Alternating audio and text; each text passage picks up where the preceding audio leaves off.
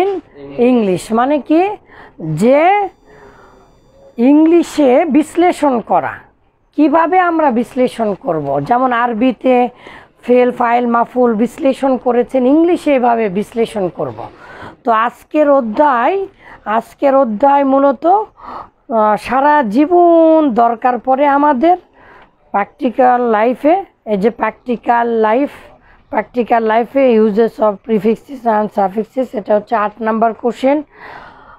এসএসসিতে 8 নাম্বার কোশ্চেনে, সেকেন্ড পেপারের 8 নাম্বার কোশ্চেনে দেওয়া থাকে। তো আমরা তারকিব মানে হচ্ছে বিশ্লেষণ করব, একটা বাক্যের সাথে আর একটা বাক্য এমনকি শব্দের কি সম্পর্ক, এটা বিশ্লেষণ করব। আর এটা বিশ্লেষণ করব 2 আঙ্গিকে, একটা হচ্ছে অর্থের বিবেচনায়, আর একটা হচ্ছে কিসের বিবেচনায়, প্রিফিক্স অ্যান্ড সাফিক্স। কারণ আমরা জানি প্রিফিক্স অ্যান্ড সাফিক্স কিভাবে এটা আমরা গঠন করা জেনেছি, কিভাবে ভার্ব গঠন করা যায়, বি ডি রি ইম ইন ফাই ডিসমিস আইজ। তারপরে কিভাবে ভার্ব থেকে নাউন তৈরি করা যায়, শোন এশন পশন জেশনিফিকেশন মেন টেন্স এজ। কিভাবে ভার্ব এবং নাউন থেকে অ্যাডজেক্টিভ গঠন করা যায়, অল অ্যাটাবুলারি ফুল ই শিভলেস আজ সাম লাইক পাস্ট পার্টিসিপল লি। কিভাবে অ্যাডজেক্টিভ থেকে নাউন তৈরি করা যায়, এস এন এস ইটি আর হচ্ছে সি, এটনেস ইটি আর হচ্ছে সি। কীভাবে ভার্ব থেকে ইসমু ফাইল বা এজেন্ট নাউন বা কর্তাবাচক নাউন করা যায়, ইর আর ভার্বের সাথে ই আর ও আর লাগিয়ে দিলেই সেটা কর্তাবাচক নাউন হয়ে যায়। কিভাবে অপোজিট ওয়ার্ড করা যায়, আর নন ডিসমিস আন্টি ডি ইম ইর লেস, এগুলো আমরা জেনেছি আলহামদুলিল্লাহ। তো আমরা যদি শব্দের আগে আসে তাহলে প্রিফিক্স, মূল শব্দের আগে, আর যদি মূল শব্দের পরে যায় তাহলে সেটা সাফিক্স, প্রত্যয়। একটা হচ্ছে উপসর্গ আর একটা হচ্ছে কি প্রত্যয়। তো আমরা কিভাবে প্রমাণ করব, দুভাবে বিশ্লেষণ করে, অর্থ বিশ্লেষণ করে এবং নিয়ম কানুন জেনে। কিভাবে সেটা, early rising in the habit, তাহলে of dash up from bed early in the morning. এখন আর্লি রাইজিং সকাল সকাল ওঠা, কি সকাল সকাল ওঠা ইজ দ্য হ্যাবিট। তাহলে ইজ দ্য হ্যাবিট মানে কি, অভ্যাস। হ্যাবিট মানে কি, অভ্যাস। তাহলে সকাল সকাল ওঠা, এই যে আমরা দেখেছি যদি নাউনের স্থানে আইএনজি হয় তাহলে সেটা ভার্বের সাথে যদি আইএনজি হয়, আমরা দেখতে পাচ্ছি আর আই এস ই রাইজের সাথে আইএনজি যুক্ত হয়েছে, ফলে এটা একটা সাবজেক্টের জায়গায় আছে। আর সাবজেক্টের জায়গায় যদি আইএনজি হয় তাহলে সেটার নাম কি, জি রান। তার এটা নাউনের কাজ হয়েছে, এটা হচ্ছে মেইন ভার্ব। এটা হচ্ছে কি ভার্ব, মেইন ভার্ব। এই যে মেইন ভার্ব হচ্ছে এটা। তাহলে যদি এটা মেইন ভার্ব হয় তাহলে এটা সাবজেক্ট, আর সাবজেক্টের জায়গায় যদি ভার্বের সাথে আইএনজি যুক্ত হয় তাহলে সেটার নাম কি, জিরান। আর যদি আইএনজি যুক্ত হয়ে নাউন না হয়ে অ্যাডজেক্টিভের কাজ করে তাহলে সেটার নাম কি, প্রেজেন্ট পার্টিসিপল। আচ্ছা, তাহলে সকাল সকাল ওঠা হয় অভ্যাস। কি অভ্যাস, তারপরে দিয়েছে অফ, তারপরে দিয়েছে ড্যাশ মানে শূন্যস্থান, ব্র্যাকেটে দেওয়া আছে গেট, তারপরে দেওয়া আছে আপ। আমরা জানি গেট মানে পাওয়া, আবার গেট মানে কোনো কিছু, গেট আপ মানে পিছন থেকে ধরা, আবার গেট আপ ফ্রম মানে হচ্ছে বেড হতে ওঠা বা কোনো কিছু হতে ওঠা। তাহলে এখানে আমরা কি দেখতে পাচ্ছি এখন, get up from bed early in the morning, সকাল সকাল ঘুম থেকে ওঠার অভ্যাসটাই হচ্ছে সকালবেলা ওঠা। খুব সকালে ওঠা হচ্ছে সকাল সকাল ঘুম থেকে ওঠার অভ্যাস। তো এখন আমাদের শূন্যস্থান কোথায় দেওয়া আছে, শূন্যস্থান দেওয়া আছে গেটের জায়গাতে। তো গেটের আগে আমরা কি দেখতে পাচ্ছি? গেটের আগে একটা অব দেখতে পাচ্ছি। অব একটা প্রিপোজিশন। আর আমরা জানি পৃথিবীর টু ছাড়া এই যে টু ছাড়া টু সমান সমান ভার্ব তে হয়, তাই না? আকার বা তে হয়। কিন্তু এই টু ছাড়া সকল প্রকার প্রিপোজিশন যদি ভার্বের আগে আসে তাহলে ভার্বের সাথে কি যুক্ত হয়? আইএনজি যুক্ত হয়। আপনারা বলছেন না কেন? What happened with you? What's wrong? Please say. তাহলে ভার্বের আগে যদি প্রিপোজিশন আসে তাহলে অবশ্যই ভার্বের সাথে কি যুক্ত করতে হয়? আর আইএনজি যুক্ত করার 8টা কারণ আছে। কয়টা কারণ আছে? 8টা কারণ আছে। তাহলে 8টা কারণের মধ্যে এটা একটা প্রিপোজিশন এসে আইএনজি যুক্ত হবে। যেহেতু ভার্বের শেষে আইএনজি যুক্ত করে এই জন্য এটা সাফিক্সের মধ্যে যাচ্ছে, যদিও বা অরিজিনালি সাফিক্স এটা নয়, তারপরে এটা সাফিক্স হিসাবে ধরা যাচ্ছে। আচ্ছা, তারপরে দেখেন অ্যান আর্লি রাইজ দিয়েছে, ক্যান এনজয় দ্য ফ্রেশ, এখানে আবার শূন্যস্থান দিয়েছে, অফ দ্য মর্নিং এয়ার। তাহলে সকালের বাতাস, সকালের বাতাসের উপভোগ করতে পারে।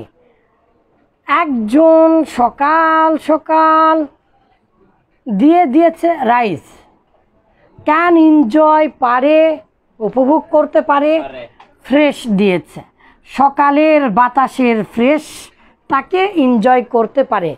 তাহলে সকাল সকাল ওঠাটা এনজয় করতে পারে না, যে ওঠে সেই এনজয় করতে পারে। তাহলে রাইজ মানে যদি ওঠা হয়, আর আমরা জানি পৃথিবীর সকল প্রকার ভার্বের সাথে ভার প্লাস ই আর অথবা ও আর দিলেই কি হয়? এজেন্ট নাউন বা ইসমু ফাইল বা কর্তাবাচক নাউন হয়ে যায়। যদি ইসমু ফাইল হয় তাহলে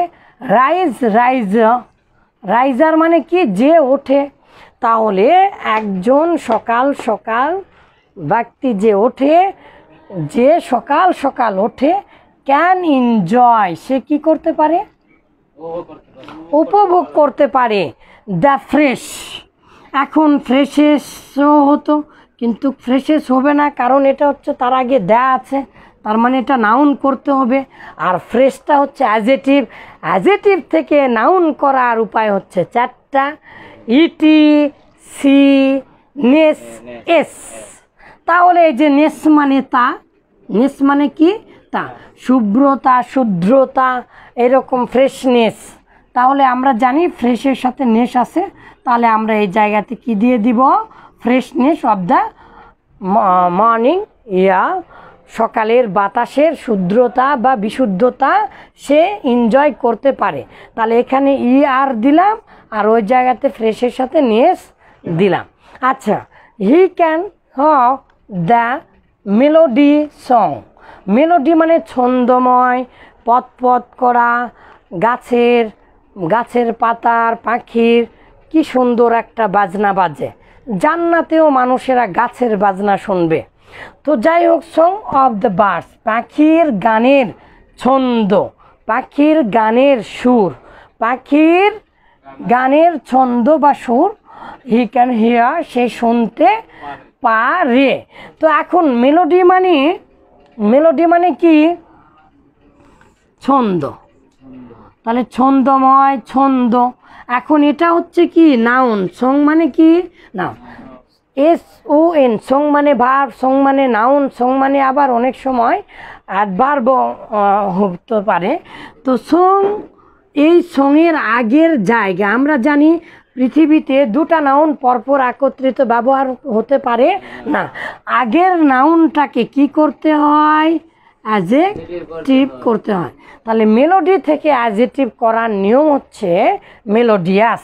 আমরা অ্যাজেক্টিভ করার নিয়ম জানি, অল, অ্যাট, ট্যাবুলারি, ফুলি, শিভলেস, আর সাম, লাইক, পাস্ট। তাহলে ইউএস যোগ করলে মেলোডিয়াস আমরা পাওয়া যাচ্ছে। তাহলে ওয়াইটা সর্বদা, এটা একটা চিরন্তন নিয়ম ইংলিশ ভাষায়, ওয়াইটা উঠে যে কি হয়, আই হয়। তাহলে মেলোডি ছিল কি হলো, মেলোডিয়াস। তাহলে ছন্দময় গান, সুন্দর গান, হ্যাঁ, আমরা পাখির সুন্দর ছন্দময় গান আমরা শুনতে পারি। অ্যান আর্লি রাইজার, সকাল সকাল যে ওঠে, ডাজেন্ট, সে করে না, সাফার ফ্রম। এই যে সাফার ফ্রমটা একসাথে ব্যবহার হয়, এটা হচ্ছে অ্যাপ্রোপ্রিয়েট প্রিপোজিশনের মধ্যে আপনারা পাবেন, যেটা মুখস্থ করতে হয়। তাহলে সাফার ফ্রম মানে ভোগা, কোনো কিছু থেকে ভোগা, কষ্ট অনুভব করা। তাহলে সাফার ফ্রম, আর এখানে আছে প্রবলেম, সে ভোগে না, এখন জ্বরে নাকি। শূন্যস্থানে কি দেওয়া আছে, শূন্যস্থানে দেওয়া আছে কই গেল, ফিজিক্স। তাহলে শূন্যস্থানে দেওয়া আছে ফিজিক্স, শূন্যস্থানে দেওয়া আছে কি, ফিজিক্স, শূন্যস্থানে দেওয়া আছে ফিজিক্স। তো ফিজিক্স, আর আমরা জানি এই প্রবলেম সেটা নাউন, কিছুক্ষণ আগেই শুনলাম। তাহলে নাউনের আগের স্থান অবশ্যই কার, অ্যাডজেক্টিভের। মাশাআল্লাহ মাশাআল্লাহ। তাহলে এখানে এখন বলেন, এই ফিজিক্স তো আর ফিজিক্স থাকবে না, কি হবে, ফিজিক্যাল প্রবলেম। কারণ আমরা ইক থাকলে সাধারণত এ অল দিলাম, তাহলে ফিজিক্যাল, এই যে এ অল দিয়ে, এল দিয়ে অল করে দিলাম, তাহলে ফিজিক্যাল প্রবলেম মানে শারীরিক সমস্যাগুলো আর থাকবে না। সুতরাং হি নিডস, তার প্রয়োজন, নোট নয়, টু গো, যেতে, এনি। তাহলে এখানেও ফিজিক্স দেওয়া আছে, এখানেও কি দেওয়া আছে, ফিজিক্স দেওয়া আছে।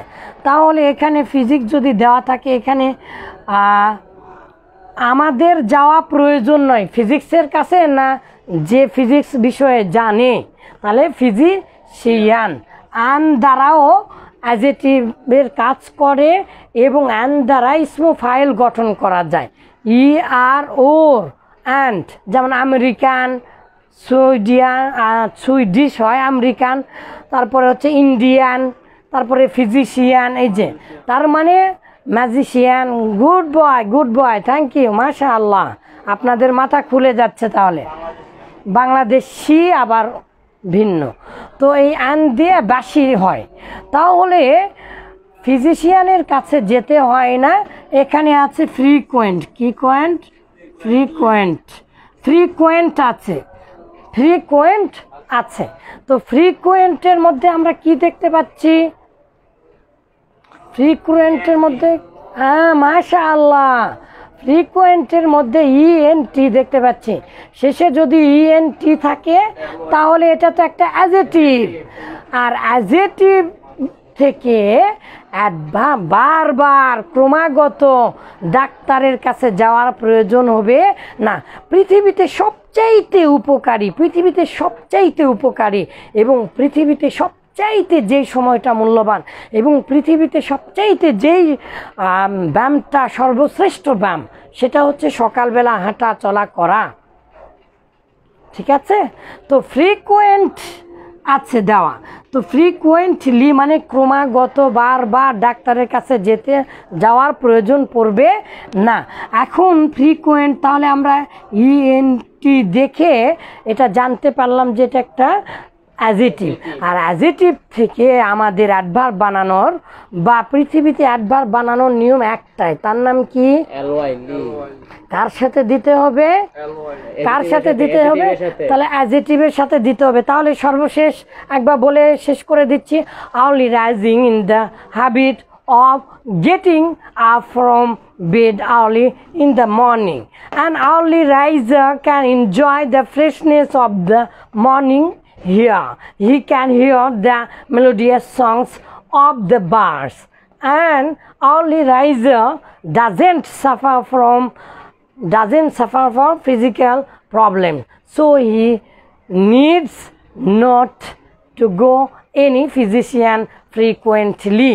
তাহলে আমরা এখানে প্রথমে আইএনজি যুক্ত করলাম, কারণ প্রিপজিশন আসার কারণে, আর এটাও একটা সাফিক্স আইএনজি যুক্ত করা।